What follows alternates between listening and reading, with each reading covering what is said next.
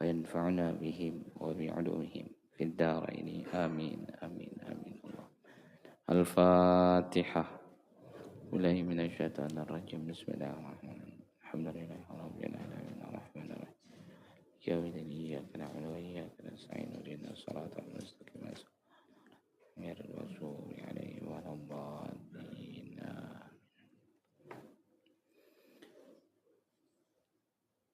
Nahmadullah alladzi 'allama bil qalam 'allamal insana ma lam ya'lam.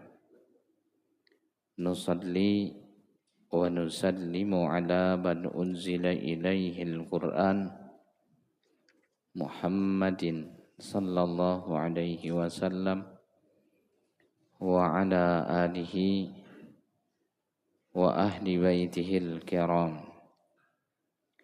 Rabbi shrah li sadri wa yassir li amri wahlul 'uqdatam min lisani yafqahu qawli, amma ba'd.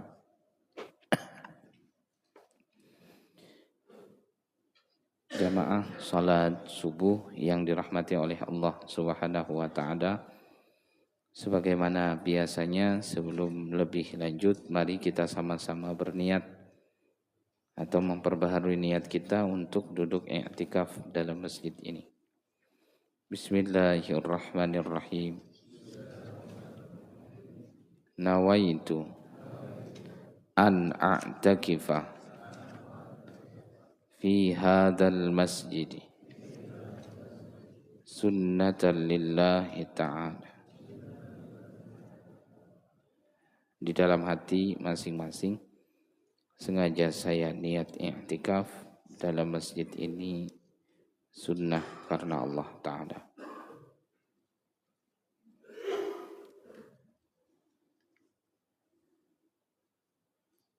Bapak Ibu jamaah salat subuh yang dirahmati oleh Allah Subhanahu wa Ta'ala,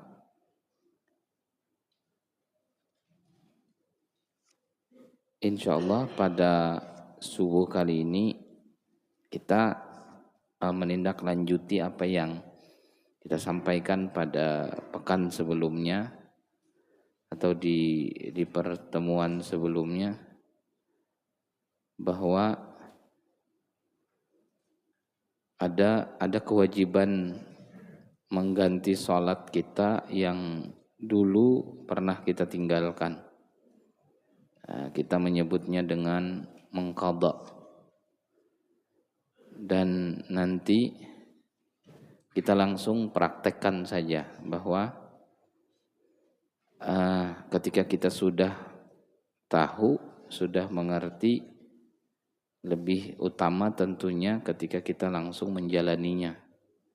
Maka nanti di jam, di waktu syuruk lah, itu kita saya pribadi insyaallah memimpin bagi Bapak Ibu yang ingin mengqadha sholat subuh dulu.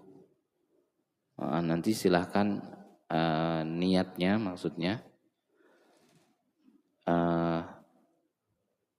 sengaja saya sholat subuh 2 rakaat mengqadha, jadi makmum mengqadha karena Allah Ta'ala. Niatnya begitu. Kalau mau ikut menjadi makmum mengqadha sholat subuh atau mengganti sholat subuh yang mungkin dulu pernah ada tertinggalkan. Lalu misalnya ada yang saya bukan subuh, saya tuh ingatnya misalnya maghrib, maka bisa sama, tetap ikut kita berjamaah nanti niatnya maghrib. Cuma karena beda rakaat, ketika sudah 2 rakaat salam, yang maghrib berdiri sendiri nambah kayak orang masbuk. Ataupun yang zuhur, asar, dan isya yang jumlahnya 4 rakaat itu silahkan saja menambah sejumlah rakaat yang kurang. Ya misalnya tadi baru 2 rakaat, berarti tambah lagi 2 lagi sendiri gitu. Oh tapi ada juga yang saya tidak ada lagi utang sholat. Tidak ada yang pernah, rasa-rasanya tidak ada yang pernah tertinggal. Maka nanti tetap niatnya sholat sunnah isyraq. Bisa dipahami lah. Nanti tapi tunggu tetap kita melaksanakannya di waktu syuruk. Cuma hari ini langsung gitu kita jalani. Karena saya pribadi melihatnya ini lebih manfaat atau lebih tepat sasaran bahasanya untuk kita dibandingkan kita sebatas teori ataupun apa bahasanya yang kita sampaikan itu. Jadi sekali lagi insya Allah hari ini saya pribadi yang akan memimpin nanti selesai dari ta'lim kita waktu syuruk. Niatnya saya di depan lah memimpin untuk mengqadha salat subuh. Berarti nanti sama akan ada baca doa kunut. Gitu. Tetap dibaca doa kunut. Yang tidak ikut salat subuh maksudnya tidak mengqadha salat subuh, untuk doa kunutnya tetap bisa ikut, tidak mengapa. Meskipun misalnya ibu mengganti sholat maghrib ataupun sholat yang lainnya, tidak ada masalah untuk ikut doa kunutnya gitu. Nah, jadi niatnya nanti yang khusus sekali lagi yang mau yang ikut juga mengqadha daripada sholat subuhnya, maka bertakbir Allah sengaja dalam hati, sengaja saya sholat subuh 2 rakaat jadi makmum mengqadha karena Allah Ta'ala. Itu yang tetap ikut mau ikut sama-sama mengqadha sholat subuh. Lalu yang lain sama, pokoknya misalnya tadi memilih untuk sholat yang lain selain sholat subuh juga silahkan.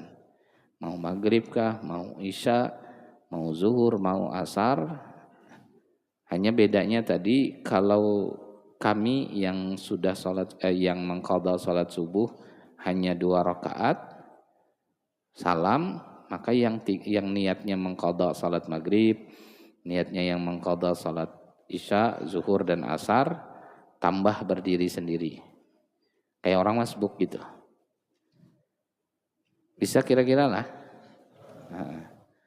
Oh tapi tidak ada qadha karena tidak ada yang tertinggal lagi, sudah semuanya sudah habis terbayarkan. Maka nanti tetap niatnya sholat isyraq saja. Jadi nanti tergantung mau memilih niatnya apa.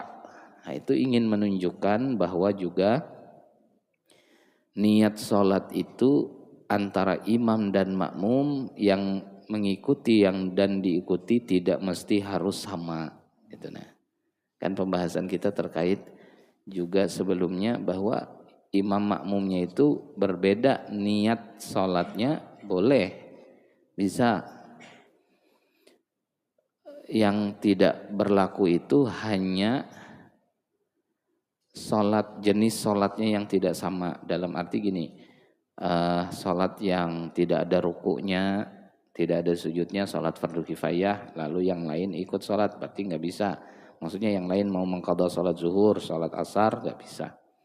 Atau sebaliknya, begitu pula dengan sholat gerhana.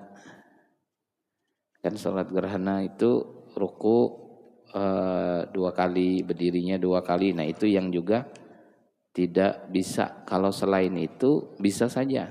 Makanya saya ingin mengajak memulai dulu ini program unggulan Masjid Baitul Maghfirah.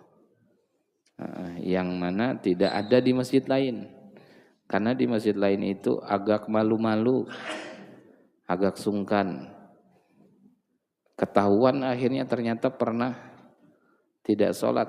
Sebetulnya tidak ada masalah gitu. Nah, makanya selama ini merupakan kebaikan dan ya dulu mungkin pernah memang tidak sholat, dulu pernah meninggalkan sholat, itu bukan hal yang sifatnya aib sekali, tidak. Ya kita memahami, memaklumi manusia ini ada perjalanan hidupnya masing-masing. Ada yang dulu sudah lama taat, sudah lama jadi orang soleh ataupun solehah, atau ada yang sebaliknya, yang baru hari ini ada ketaatan, ada kesolehan yang bisa dilakukannya, tidak mengapa. Artinya selama kita masih hidup, kesempatannya juga masih ada. Ya mudah-mudahan setelah ini betul-betul tidak ada lagi sholat yang kita tinggalkan. Nah jadi sifatnya hari ini hanya membayar atau mengqadha yang dulu-dulu saja. Kalau dari sekarang sih sudah tidak ada lagi gitu. Nah, bisa difahami lah. Nah, ibu-ibu untuk teknis pelaksanaannya bisa kira-kira. Nah, nanti insya Allah sebentar nanti kita sholat itu. Lalu yang kedua yang ingin kita sampaikan, kalau kita lihat kalender hari ini tanggal 28. Insya Allah pengajian kita di pertemuan berikutnya itu setahun yang akan datang. Jadi habis ini setahun lagi baru pengajian kita. Ini terakhir, ini habis ini setahun lagi baru ada taklim. Nah jadi hari inilah menelusuri informasi itu lebih mudah, karena mudahnya kita di era informasi ini, diantaranya di Google itu, atau sekarang kan di WhatsApp itu ada AI itu. Apa gimana sih bacanya itu? AI. Itu kan semuanya bisa ditanyakan di situ. Tanya apa saja dia jawab. Nah, kalau kita telusuri, saya pribadi mencoba menelusuri baik itu di internet, bahasanya di Google ataupun di AI itu, bahwa sejarahnya tahun baru itu atau menjaga pergantian tahun itu benar-benar bukan dari Islam. Justru malahan ini jelas dari agama-agama tertentu. Di sana ada ritual-ritual khusus sebetulnya dari agama-agama itu. Nah, maksudnya adalah kalau jelas kita dapat informasinya atau kita telusuri sendiri bahwa ini bukan dari Islam, maka kami rasa tidaklah perlu kita antusias untuk merayakan, menjaga malam tahun baru itu. Karena ginilah, nih seluruhan M. Said ini tidak ikut malam tahun baru itu dalam arti tidur aja, begitu bangun esok tetap tahun baru. Jadi tidak pengaruh sama sekali gitu. Kan yang dilakukan orang kita kan tengah malam jaga pergantian dari jam 12.00 tengah malam itu sampai berganti ke hari berikutnya, lalu berganti dari tanggal 31 jadi tanggal 1 Desember ke Januari. Kalau dipikirkan saja, kita tidak ikut apapun tetap esoknya tahun baru. Jadi jangan takut, waduh tadi malam tidak ikut merayakan, kayaknya tidak bisa tahun baru nih. Enggak, tenang aja. Tidak pengaruh sama sekali. Itu nah. Tapi justru ada konsekuensinya, ada aturan-aturan yang ingin kita jaga. Makanya saya ingin mengajak khususnya jamaah kita semua tidak perlu rasa-rasanya menjaga tengah malam. Malam apa nanti?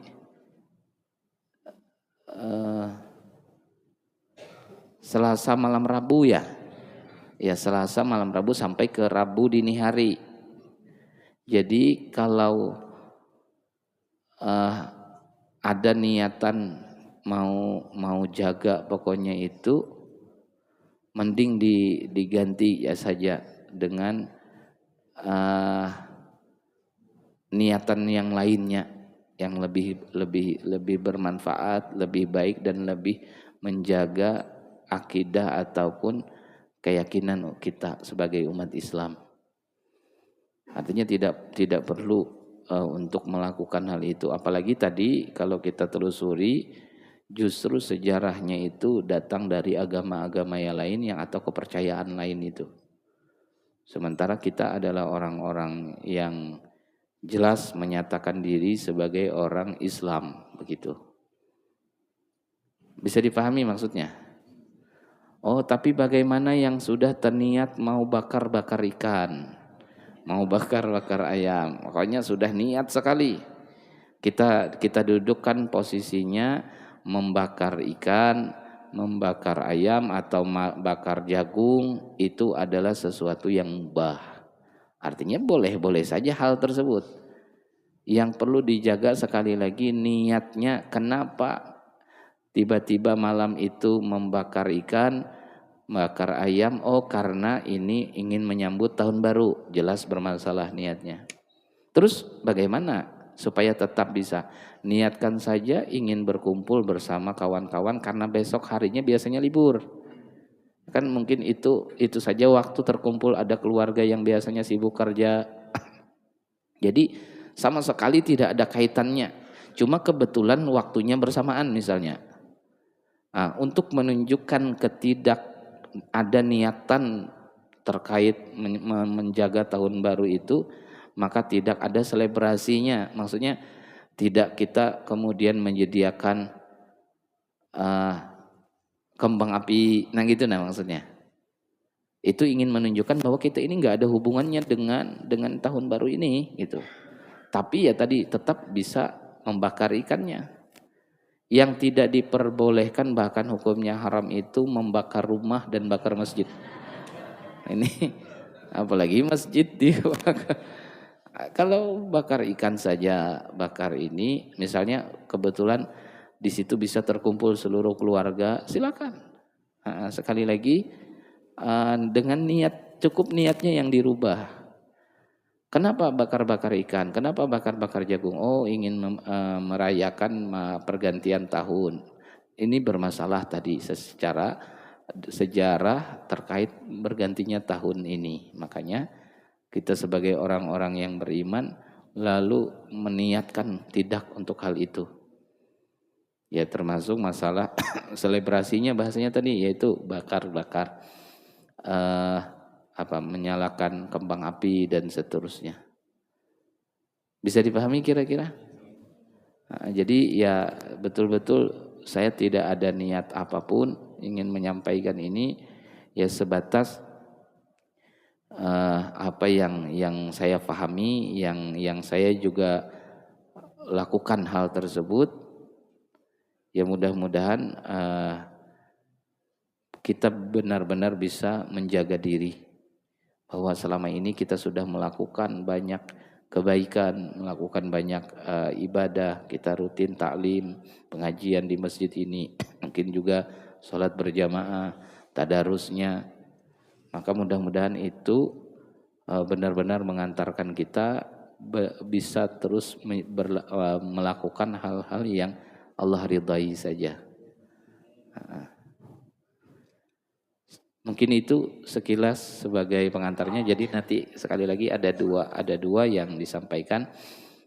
Kalau masih ada yang kebingungan terkait praktek yang setelah ini akan kita jalani atau kita lakukan, boleh untuk ditanyakan. Silahkan kepada Bapak atau Ibu ada yang ingin ditanyakan terlebih dahulu.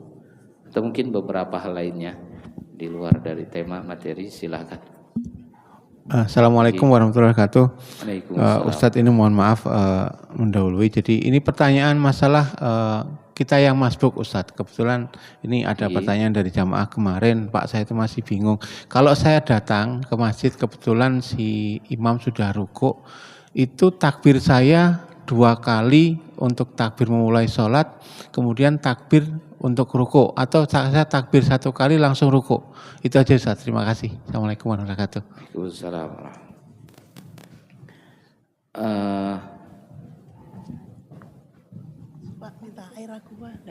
Takbiratul ihram itu kan rukun dalam sholat, dan takbiratul ihram inilah yang menentukan kita sudah masuk sholat atau belum. Ya jelas berarti apa? Wajib seseorang kalau mau dianggap sebagai orang yang sholat, yang proses salah satu yang harus dilakukannya adalah bertakbir, Allahu Akbar, takbiratul ihram namanya. Lalu karena bergegas, ini orang lagi orang ruku sudah imamnya, lalu Allahu Akbar, itu takbiratul ihram, tapi langsung ruku. Misalnya nih, langsung ruku kan. Nah, tapi kalau ditanya memang tuntunannya 2 kali atau cukup sekali saja, jelas jawabannya 2 kali. 2 kali, karena sekali lagi takbir yang pertama itu takbir untuk menyatakan diri masuk dalam sholatnya. Itu satu. Lalu yang kedua, turun ruku itu kan bertakbir lagi. Hanya memang tidak wajib. Takbir intiqal namanya, hukumnya sunnah. Berarti apa? Kalau takbirnya hanya sekali yang pertama, lalu setelah itu langsung ruku tanpa takbir lagi karena merasa dekat sekali waktunya, lalu tidak terbaca takbir yang kedua, maka sholatnya sah. Yang tidak sah itu begini, Allahu Akbar, niat bertakbir yang pertama itu untuk ruku, maka tidak sah, karena dianggap belum masuk sholatnya. Bisa dipahami lah. Nah, jadi kalau yang masbuk itu, yang baru datang maksudnya agak telat itu, memang takbirnya 2 kali. Sekali lagi, takbir yang masuk ke dalam sholat disebut dengan takbiratul ihram, hukumnya wajib. Sah tidaknya sholat itu juga pengaruh dengan takbir itu. Lalu pas ruku takbir lagi, cuma karena mungkin tidak sempat atau karena terlalu dekat tadi dengan takbir yang pertama, lalu tidak dilakukan takbir itu, maka tidak masalah. Idealnya atau utamanya takbirnya tetap 2 kali. Cuma kalau sekali saja tetap sah. Tidak sah kalau nih orang lagi ruku, lalu Allah, nih niat dia bertakbir ini adalah niat untuk dia ruku, maka berarti dia tidak melakukan takbiratul ihram, dia melakukan takbir intiqal saja, takbir yang sunnah yang dipilihnya. Nah, ini tidak sah. Makanya tadi untuk menghindari itu sudah lakukan takbirnya 2 kali gitu. Nah, jadi 2 kali takbir, 1 masuk sholat, yang kedua untuk rukuknya. Bacaannya nggak ada sempat baca apa-apa karena kan dekat sekali. Allahu Akbar, Allahu Akbar, langsung ruku. Bahkan tidak sempat bersedekap tadi, Allahu Akbar. Tapi tetap ada jeda bahwa memastikan ini masuk sholat dulu. Habis itu baru turun ruku. Bukan dari Allahu Akbar turun ruku. Nah, berarti itu niatnya untuk ruku, takbirnya gitu. Nah, bisa dipahami lah. Kalau seandainya kejadian itu, maksudnya memang ini jarang, maksudnya mungkin terjadi, tapi tidak sering sih. Kan pas sekali waktunya itu, pas kita datang atau kita sudah siap, imamnya ruku sudah gitu. Nah, jadi kalau sempat nanti habis bertakbir begitulah, habis kita takbir Allahu Akbar, belum sempat bersedekap, langsung ikut turun ruku juga. Bila sempat ruku lalu sempat sekali aja baca Subhana rabbiyal azim wa bihamdi, maka sudah terhitung tidak masbuk, tidak perlu nambah rakaat nanti. Cuma kalau nggak sempat apa-apa, maksudnya tidak sempat baca tadi, jadi begitu Allahu Akbar, kan tidak ada baca apa-apa, langsung Allahu Akbar, turun ruku. Nah pas ruku baru sampai ke bawah Subhanallah, baru mau baca Sami Allah liman hamidah, imamnya itu tetap wajib menambah. Meskipun kelihatannya sempat ruku kan, tapi tetap wajib nambah itu, karena itu tidak terhitung ruku bersama-sama imam. Nah terkadang orang kita tuh di situ, maksudnya merasa dikit aja selisihnya ini, berelaan aja sudah, jadi nggak perlu nambah lagi. Padahal kan gini, tadi sholat kita itu disaksikan oleh Allah yang maha melihat. Mungkin orang lain tidak perhatikan, orang lain tidak mengerti bahwa aslinya kita ini wajib nambah sebetulnya gitu. Karena kan orang lain tidak konsentrasi, tidak fokus melihat kita, mereka dengan sholat mereka masing-masing gitu. Jadi kita yang bertanggung jawab sepenuhnya terhadap sholat kita tersebut. Mungkin seperti itu.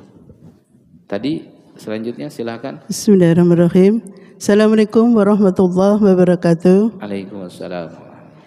Ustadz, untuk Selasa malam Rabu itu memang pergantian tahun baru, tapi kan tahun barunya orang sebelah. Cuma kaitan dengan malam 1 Rajab, yang ingin kami tanyakan, amalan apa ajakah yang harus kita lakukan untuk memuliakan atau menghidupkan tanggal 1 Rajab tadi, malam 1 Rajab. Yang kedua Ustadz, kaitan dengan adab kita berziarah, untuk meluruskan niat itu bagaimana Ustadz agar tidak mengarah ke syirik. Kami pernah melihat waktu di Sekumpul itu kan ditutup kubah, ada tempat sebelah untuk membaca Yasin di situ, disediakan kain kuning. Ada ibu-ibu yang bawa, saya cuma nanya untuk apa, katanya dibawa pulang untuk diikatkan di nisan orang tuanya. Itu menurut Islam seperti apa Ustadz? Mohon penjelasannya. Iya. Terima kasih. Wassalamualaikum warahmatullahi wabarakatuh. Waalaikumsalam warahmatullahi wabarakatuh. Baik, pertama tadi alhamdulillah rasanya kita semua sudah sepakat dan paham bahwa sekali lagi tahun baru yang kita pakai dalam kehidupan sehari-hari ini memang bukan dari Islam. Maksudnya kalender yang berlaku kan, yang berlaku secara resmi baik itu nasional bahkan dunia internasional, Januari, Februari, Maret, April itu kan digunakan. Ya sebatas menggunakan itu meskipun bukan dari Islam ya tidak masalah. Artinya selama ini kita memakai kalender Masehi itu bukan hal yang dilarang dalam Islam, tidak mengapa. Lalu yang perlu tadi hanya dijaga bahwa kita tidak perlu ada perayaan-perayaan terkait pergantian tahun itu.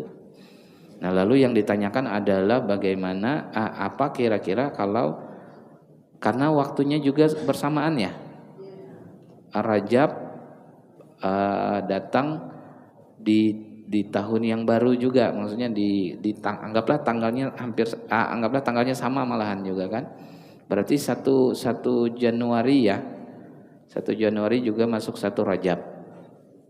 Lalu apa amalannya secara khusus?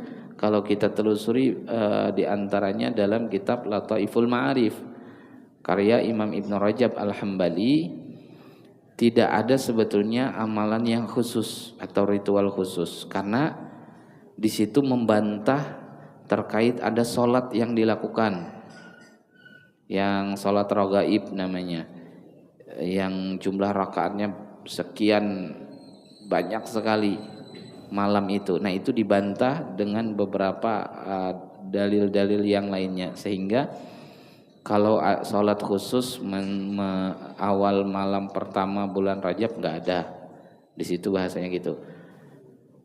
Kita akhirnya menemukan beberapa amalan atau yang dilakukan oleh baginda Nabi, meskipun tadi masalah hadisnya pun ada sebagian ulama yang tidak mesepakati terkait kesahihannya. Tapi secara umum kita bisa masih memilih memakai pendapat ini karena bukan palsu,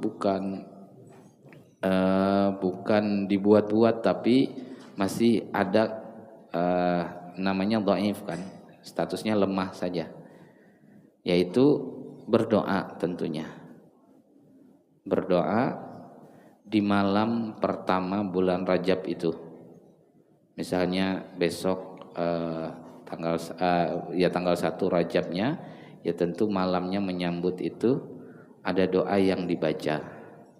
Apa doanya? Salah satunya doa yang paling populer di kita, minta diberikan keberkahan lebih besar untuk bulan Rajab itu, yang oleh Nabi dibaca Allahumma barik lana fi Rajab, dan disambung bahkan dengan bulan Sya'ban, Allahumma barik lana fi Rajab wa Sya'ban wa ballighna Ramadan.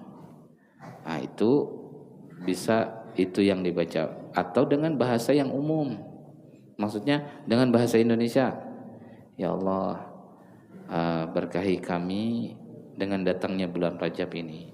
Berikan keberkahan pada bulan Rajab ini. Meskipun tiap hari sepenuhnya sebetulnya kita itu perlu meminta keberkahan tersebut. Tapi karena ini tuntunannya dari Nabi, tentu lebih lagi diminta untuk berdoa seperti itu. Lalu yang kedua, amalan lainnya sebagaimana yang disepakati oleh para ulama, lebih ke arah bukan menyambut sih sifatnya, atau amalan yang dilakukan di bulan Rajab, lebih ke arah itu sebetulnya, yaitu apa? Harus banyak-banyak istighfar, harus banyak-banyak minta ampun, karena itu yang dipahami dengan datangnya Rajab itu. Berarti bisa kalau kita ibaratnya letakkan posisinya, ya salah satu amalannya adalah dengan beristighfar, saat datangnya Rajab itu, menyambut Rajab dengan istighfar yang dilakukan.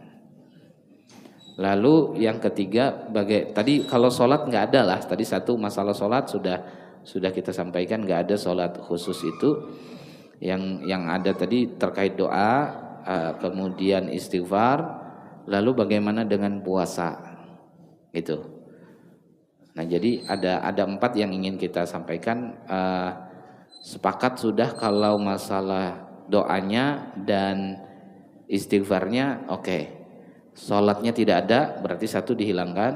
Lalu bagaimana dengan puasa esoknya, misalnya tadi malam, ini sudah tanggal 1, lalu bagaimana dengan puasa? Kalau kita lihat bahwa puasa di awal Rajab itu ataupun di bulan Rajab ini, yang pertama tidak mengapa, karena masuk kategori puasa sunnah biasa mutlak, artinya bukan waktu yang dilarang. Lalu kita ingin menyambut Rajab itu dengan berpuasa, maka silahkan. Niatnya bagaimana? Niatnya boleh 1, sengaja saya puasa sunnah besok hari karena Allah Ta'ala, berarti niatnya umum, puasa sunnah biasa umum saja. Atau yang kedua, niat puasa sunnah bulan Rajab misalnya, ternyata ada hadis-hadis yang statusnya memang dhaif oleh sebagian ulama, tapi bisa masih sebagai motivasi atau sebagai fadailul a'mal namanya. Nah, boleh niatnya begitu, sengaja saya puasa sunnah bulan Rajab karena Allah Ta'ala, atau sengaja saya puasa besok hari di bulan Rajab sunnah karena Allah Ta'ala, maka bisa, boleh, artinya silahkan, tidak terlarang kalau melakukan itu. Kan kalau kita telusuri juga, Rajab ini adalah salah satu dari bulan-bulan haram. Inna iddatash syuhuri indallahi 12 syahran fi kitabillah. Minha arba'atun hurum itu empat bulan dalam 12 bulan yang ada yang disebut dengan bulan-bulan haram. 3 yang beriringan, 1 yang terpisah. Yang beriringan itu Dzulqa'dah, Dzulhijjah, Muharram. Itu kan dia berurutan tuh. Habis Dzulqa'dah lanjut Dzulhijjah, habis Dzulhijjah kembali ke Muharram. Nah, 1 yang terpisah. Yang terpisah yaitu Rajab. Yaitu bulan Rajab. Maka puasa di bulan Rajab karena dia bulan haram, maka pahalanya lebih baik daripada bulan-bulan biasa.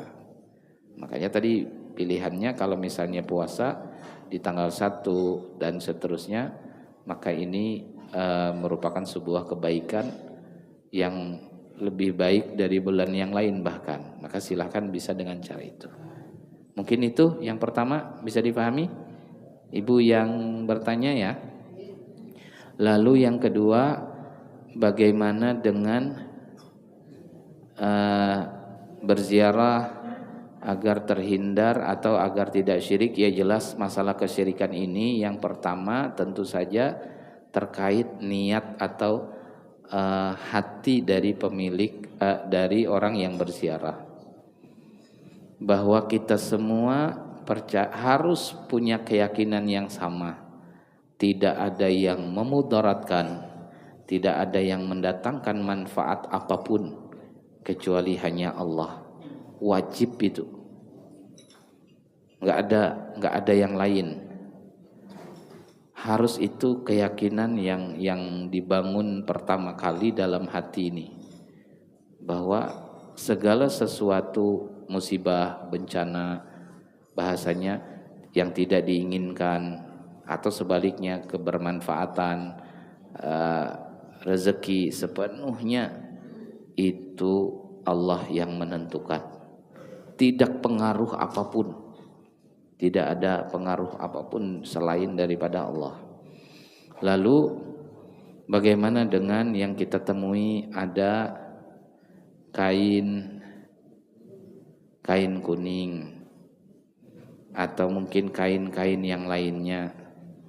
Ya, pertama, kalau sebatas supaya tidak berdebu saja lalu ditutupi dengan kain, maka tentu tidak mengapa. Artinya sebagai apa yang hari ini dilakukan. Nah, khusus masalah kain kuning ini, jujur saya pribadi termasuk yang tidak tahu secara khusus sejarahnya itu. Nah, sekarang yang paling penting apa? Niatnya apa sekarang? Niatnya apa kan? Dengan adanya kain-kain kuning itu, atau tadi ke satu tempat lalu di sana ada kain kuning kemudian dibawa atau dipotong ya kecil lalu dibawa lalu diikatkan. Kemana mengikatnya tadi? Oh, ke nisan siapa? Oh, nisan orang tua. Dengan harapan apa? Supaya ada tandanya saja ya kan, bahwa nih yang berkain kuning nih orang tua kami, jangan salah. Ya kalau begitu ya tidak mengapa. Atau supaya kadang-kadang kan maaf untuk mengusir burung, mengusir hewan yang lainnya yang bisa merusak atau yang mengganggu, dikasih tanda, kasih bendera, ya niat seperti itu tidak mengapa tentunya. Lalu kira-kira memang harus begitu? Jawabannya tentu tidak. Tidak perlu, karena orang yang meninggal itu paling perlu mereka itu mendapat doa kita, mendapat kiriman amal soleh dari kita.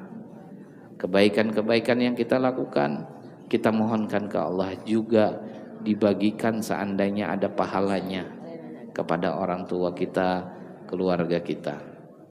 Nah, jadi kesimpulannya berarti apa? Mohon maaf, nanti ibu-ibu kemanapun datangnya, lalu di sana disuruh bawa pulang kain tadi untuk diikatkan di batu nisan orang tua kita misalkan, kami rasa tidak perlu, nggak usah aja. Apalagi mohon maaf, kalau mau dapat itu wajib ada pembayaran, tambahnya nggak usah. Kalau mau malahan ibu aja bawa kain ke sana, lalu bilangi siapa yang mau bawa nih, bayar 50.000, kita yang pelakunya sekalinya. Nggak usah, maksudnya tidak perlu. Tapi sekali lagi bukan berarti langsung itu menjadi syirik lah.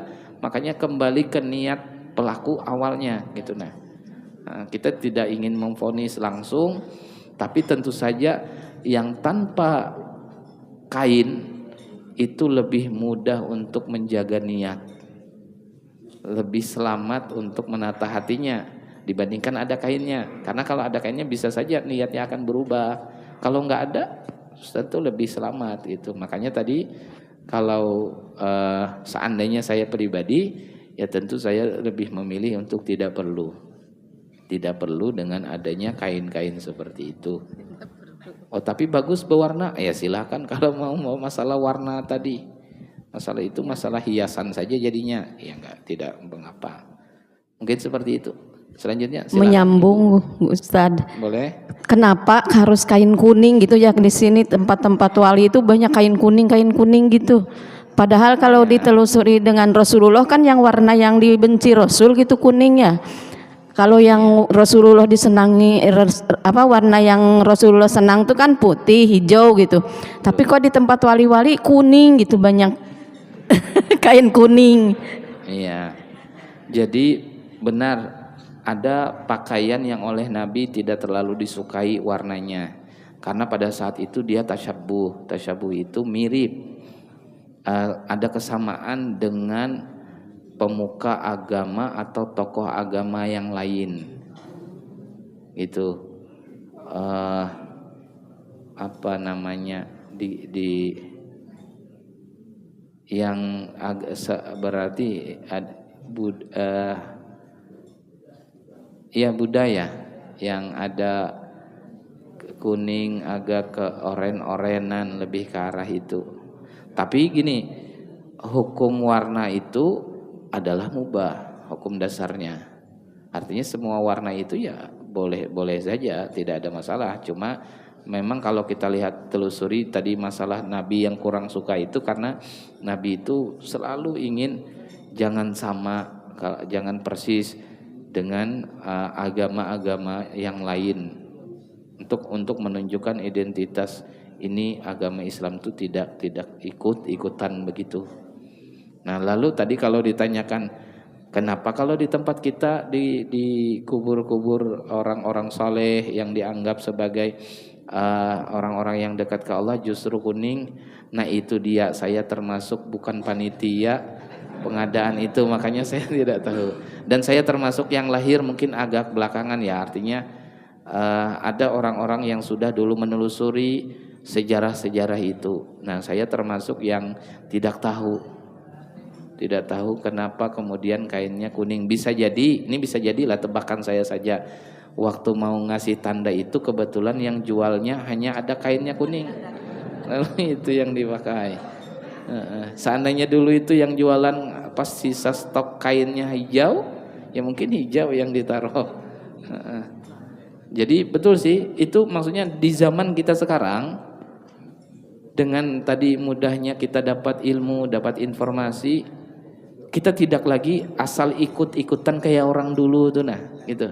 Perlu juga kita menggunakan akal kita dalam memikirkan hal tersebut gitu kan. Oh kira-kira ini untuk apa? Artinya, tapi tidak juga serta-merta kita itu langsung menolak, langsung membuang semua itu, enggak. Nah, hanya saat ini kita mulai menahan diri, menjaga diri, bahkan merenungi kira-kira apa tujuan daripada itu semua.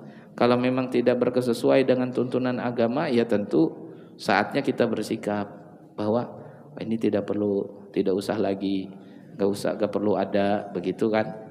Karena kita tadi makin hari makin banyak ilmu yang bisa kita dapat, informasi yang mudah hari ini kita temukan di banyak tempat, pengajian juga ada. Ya mudah-mudahan makin benar dalam menjalani aturan agama ini.